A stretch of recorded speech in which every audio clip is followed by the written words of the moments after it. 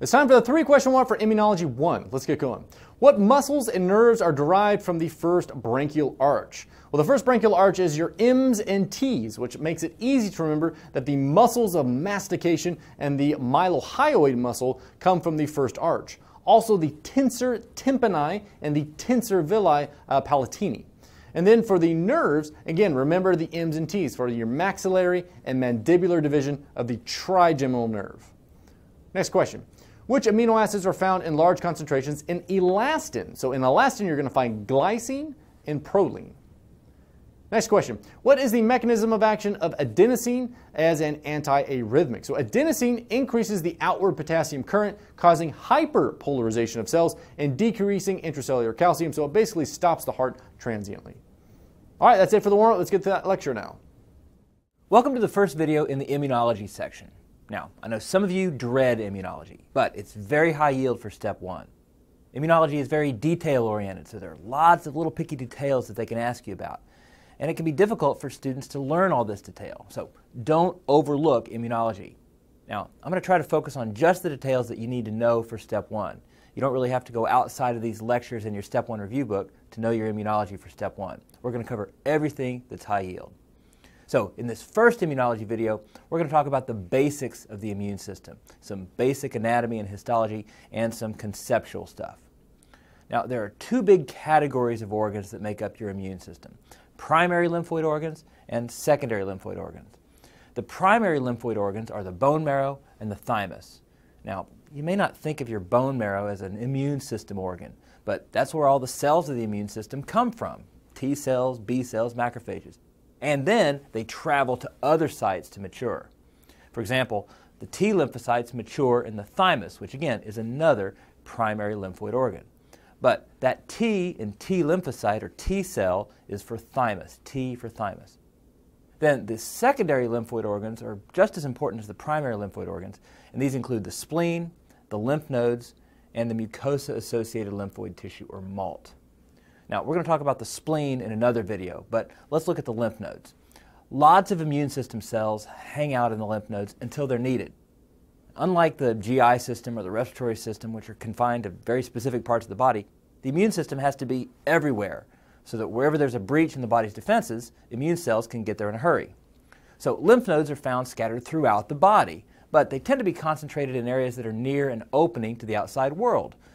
Such as the neck. You have a lot of cervical lymph nodes to be close to the mouth and the nose. About half of the 600 or so lymph nodes in your body are found in the head and neck. There are also lymph nodes clustered in the mediastinum, because obviously things can get into the lower respiratory tract and the lungs. There are inguinal lymph nodes clustered in the groin, because that's close to the genitals, another opening to the body. And then there are lymph nodes in the axilla, which drain the breast, because the nipple is a potential entry point for pathogens. Now, in general, the histology of lymph nodes is not terribly high yield for step 1, but I do want to talk about it for just a moment because there are a few important points, and it helps us understand the interconnectedness of the immune cells. Now, this is fair game for step 1, but don't get too bogged down in the details here. So what exactly do the lymph nodes do? Well, macrophages hang out in the lymph nodes, and they filter and clean the lymphatic fluid, which is essentially the acellular part of the blood, the serum. So macrophages are essentially filtering and cleaning the blood. Lymph nodes also house lots of lymphocytes, B cells and T cells. Lymph nodes are a site of B cell and T cell activation and proliferation and differentiation. And then the lymph nodes are an important site where plasma cells synthesize antibodies that are going to enter circulation. Now, one thing that's worth knowing is where you might find these particular cell types within the lymph node. This is a drawing of a lymph node. Now, the green vessels coming in are the lymphatic vessels, the afferent lymphatics. Lymph nodes usually have lots of afferents. This is where lymph is collected. And then this blue one is the efferent lymphatic, where all that collected lymph is exiting the node. Then the node itself is this multicolored thing. The outer zone of the lymph node is the cortex, which we've colored light blue. And then the innermost part is the medulla, which is dark blue. And then the zone that's sandwiched between the cortex and the medulla is called the paracortex. Now, in the cortex, you have areas called follicles, which are just regions where there are tons of lymphocytes packed tightly together, specifically B lymphocytes. So this is a site of B cell localization and proliferation. So where do you find T cells in the lymph node? Well, right next to the follicles in the paracortex. The paracortex also contains venules, which is how B cells and T cells get to the lymph node. And then another very important point is that if there's a viral infection and your body's proliferating T cells to attack those virus-infected cells, the paracortex of the lymph nodes is going to become enlarged. In other words, during a massive cellular immune response, the paracortex becomes enlarged. Which makes sense, right? If you have a virus infection, you need lots of T cells to counteract the virus, and the area that houses those T cells, which is the paracortex, has to expand. Now, in contrast, the paracortex is not very well developed in patients with DiGeorge syndrome, because in DiGeorge syndrome, you don't have mature T cells because there's no thymus to mature them. So patients with DiGeorge syndrome are not going to have a very highly developed paracortex. Going back to our drawing, what kinds of cells do we find in the medulla of lymph nodes? Well, the medulla has little stacks or cords of cells called medullary cords. So these cords are made up of B cells and also plasma cells, which is what I want you to remember. Plasma cells are fully matured, fully differentiated B cells that have just become little antibody factories. So plasma cells and the medullary cords, and then the spaces between the cords are called the medullary sinuses, which is where you find macrophages. So remember, M for medulla and M for macrophages. Another type of secondary lymphoid tissue I want to mention is the mucosa-associated lymphoid tissue, or MALT. So this is lymphoid tissue that's found in mucosal tissue, such as the GI tract or the respiratory tract and so on. For instance, in the lamina propria of the intestine, there are numerous lymphoid follicles, which are sometimes called GALT, or gut-associated lymphoid tissue. Up to 70% of your immune system tissue lines the GI tract. Now, one type of GALT that's found exclusively in the ileum is Peyer's patches. Peyer's patches are unencapsulated lymphoid tissue found mainly in the lamina propria of the ileum and also extending into the submucosa. So this is unencapsulated lymphoid tissue, not like the lymph nodes which have capsules surrounding them. And these Peyer's patches are only found in the ileum. That's one way you can tell the ileum from the jejunum microscopically. So here's an image of a Peyer's patch, and you can see all these lymphocytes packed in here in the mucosa, but there's no capsule. Then, overlying the Peyer's patch, you have a specialized flattened epithelium called follicle-associated epithelium. So instead of the usual columnar epithelium with goblet cells and tons of microvilli, which increase absorptive capacity, these follicle-associated epithelial cells are going to be flattened out. And then interspersed here and there among these flattened out epithelial cells are the M cells, or microfold cells. Now these M cells are able to take up antigens from the lumen of the gut, and then they transcytose those antigens to the other side of the cell. They bring antigens from the luminal side of the cell to the basal side. And on the basal side, they have a deep pocket-like structure, which is sort of like a docking station for other cells, like dendritic cells and B cells and T cells and macrophages. All these immune cells that need to know what's shaking in the GI tract. So this is how the immune system finds out what kind of antigens are present in the gut that they need to start preparing for. And then deep in the center of the Peyer's patch, the B cells have been activated and have differentiated into plasma cells in order to produce tons of IgA. So that central portion of the Peyer's patch with all those plasma cells is called a germinal center. Now let's talk about lymphatic drainage. The lymph fluid drains to the lymph nodes where it's cleaned up before going back into circulation. So let's talk about which lymph nodes specific parts of the body drain to. Now this is a 4-star topic. Pretty much everybody has at least one question on lymphatic drainage.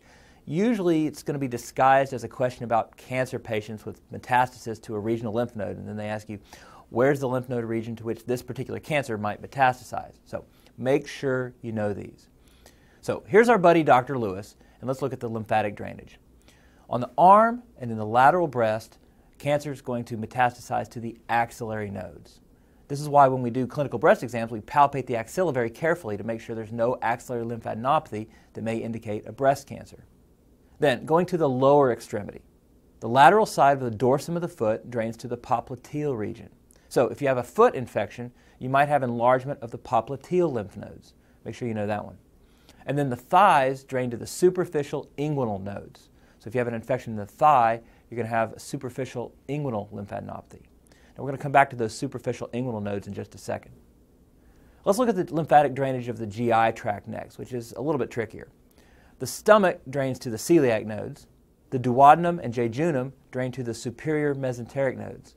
So it kind of matches the blood supply. The celiac trunk supplies the stomach, then the SMA supplies most of the small intestine. When you get to the sigmoid colon, that drains to the pararectal nodes first, and then ultimately to the inferior mesenteric lymph nodes.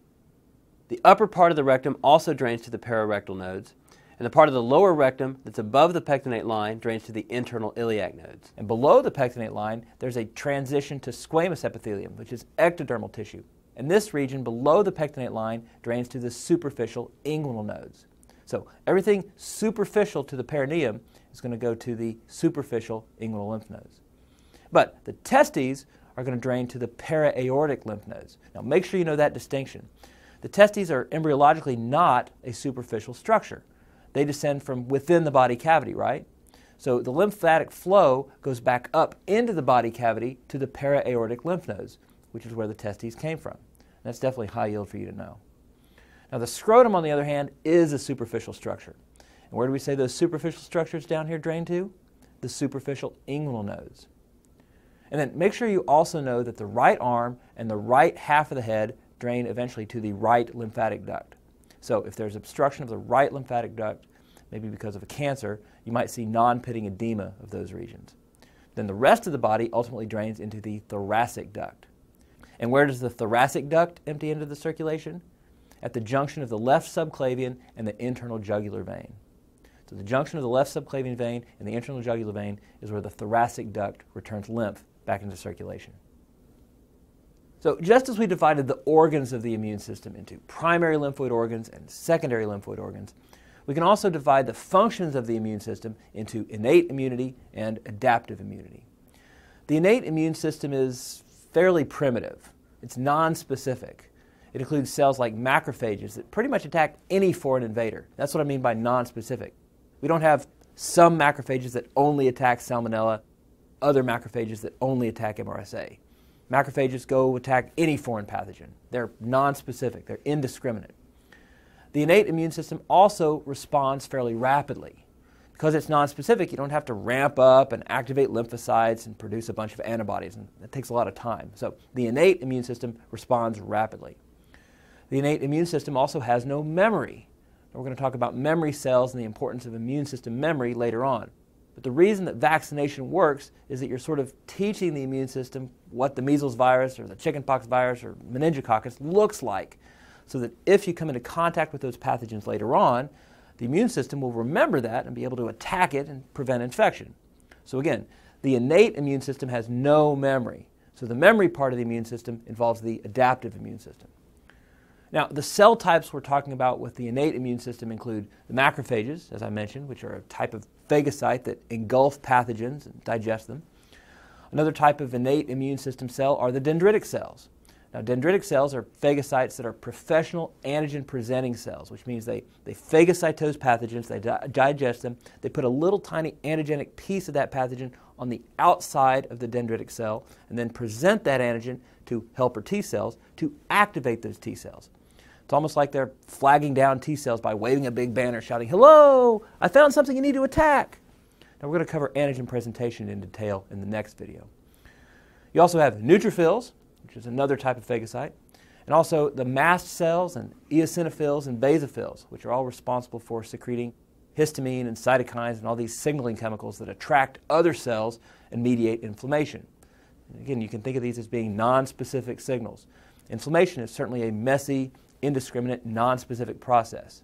And if you've ever had an allergic reaction, you know that those mast cells and basophils can degranulate very rapidly and whip up a little histamine. So again, the innate immune system responds rapidly. Another component of the innate immune system is the natural killer cells, or NK cells, which is kind of interesting because NK cells are actually a type of lymphocyte. And otherwise, the lymphocytes are part of the adaptive immune system. But NK cells are considered part of the innate immune system. The innate immune system also includes complement proteins, which obviously aren't a cell type, but complement proteins can be a bit indiscriminate. We're going to talk about complement in another video. And one last part of the innate immune system is just the skin and other barriers like the gut mucosa, which are like a wall that tries to keep everything out. Again, very nonspecific, very indiscriminate. Then, to contrast the innate immune system with the adaptive immune system. The adaptive immune system is less primitive and more advanced. Instead of being nonspecific, the adaptive immune system is very specific. It's like the immune system 2.0. You have very specific receptors on the T cells, very specific antibodies on the B cells that allow those cells to respond only to specific antigens. So there's some genetic variation and recombination that allows those receptors and antibodies to become very, very specific to the antigenic epitopes that they bind to. We're going to look at that in another video. The adaptive immune system also generates memory so that you don't get measles or chickenpox every time it starts going around. And as we've said, the adaptive immune system takes a little bit longer to get activated in the very first time it sees a pathogen. Although the second time around, when the memory kicks in, it responds much quickly. Now, the adaptive immune system consists of T lymphocytes and B lymphocytes, and also the circulating antibodies which are produced by plasma cells. Now, what cell type do we say plasma cells were derived from? From B cells, or B lymphocytes. Plasma cells are just B lymphocytes that have matured into antibody factories. All right, that's it for this video. Let's go ahead and go through the end of session quiz. All right, let's get started. First question, to which lymph nodes do the sigmoid colon and the rectum drain? The sigmoid colon drains to the pararectal nodes, which are not shown on this image, and then to the inferior mesenteric nodes. The upper part of the rectum drains to the pararectal nodes. The portion of the lower rectum that's above the pectinate line drains to the internal iliac nodes, and the portion of the rectum below the pectinate line drains to the superficial inguinal nodes. Next, in what parts of the lymph node would B cells and T cells be located? So B cells are found in the follicles of the cortex, and then T cells are found in the paracortex. And the last question, where would you find Peyer's patches? Well, Peyer's patches are found in the ileum, and specifically in the lamina propria and a little bit in the submucosa of the ileum. All right, that's it for Immunology 1. Now in the next video, we're going to talk about antigen presentation. I'll see you then.